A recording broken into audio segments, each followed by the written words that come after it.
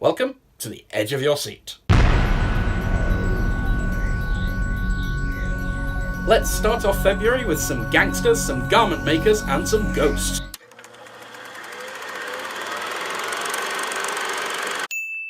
Den of Thieves is the new Gerard Butler crime vehicle directed by Christian Gudegast. An LA heist film borrowing liberally, almost shamelessly, from Michael Mann. It pits a professional gang of thieves against a ruthless gang of cops. One using army training to pull off one last efficient job, the other using bravado to take down anyone in their path. Law be damned. In the current climate that questions unnecessary and prejudiced brutality in the American police institution, it's reasonable to assume that a film like this would attempt to tread carefully. It does not. Rather than confront this tricky and troubling theme in a thoughtful way, it circumvents it by making every character a completely unlikable bastard. But it doesn't seem to be doing this on purpose. Take Butler's character, for example. An irredeemable racist, misogynist, cheat, liar, bully, just a general scumbag with not even a veneer of charm. Yet the film clearly wants us to sympathise with him, as it does with all the other nasty, testosterone-fueled lunkheads who make up the cast.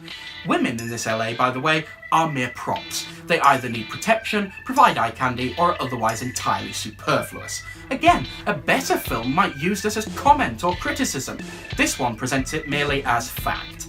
And even so, all of this might just have been salvageable, or at least easier to stomach, if it were actually the punchy action crime thriller the trailers teased. But at 2 hours 20, it's a lumbering beast that does little but bore. Honestly, you're best off just rewatching Heat. For film fans, the buzz around Phantom Thread is of course the suggestion that this will be acclaimed actor Daniel Day-Lewis's final film performance.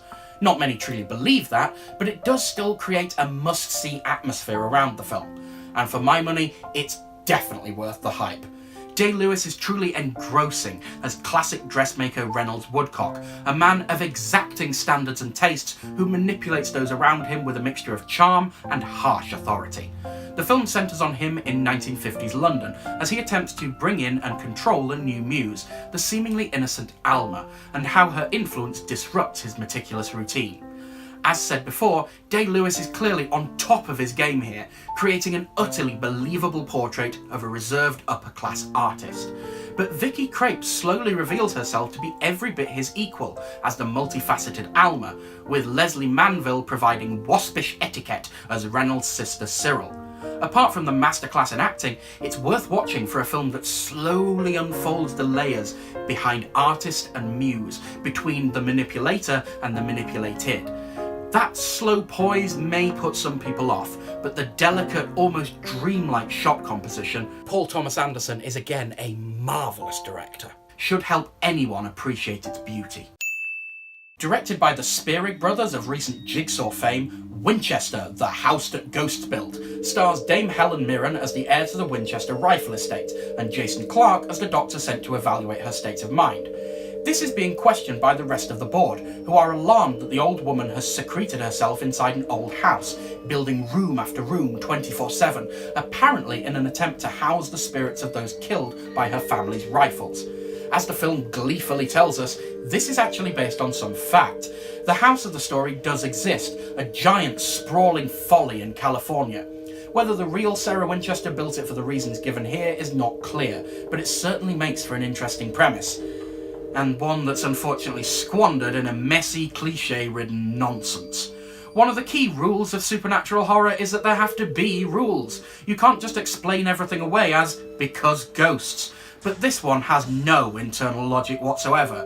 This is typified by the title itself, The House That Ghosts Built.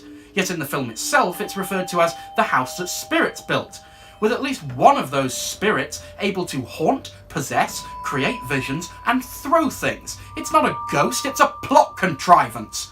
The two named actors do their best to bring some gravitas to a film that aims for the class of traditional gothic horror, but settles for the cheapest of jump scares. But even they aren't enough to call this thing back from the other side. Just have a nice cold pint and wait for all this to blow over.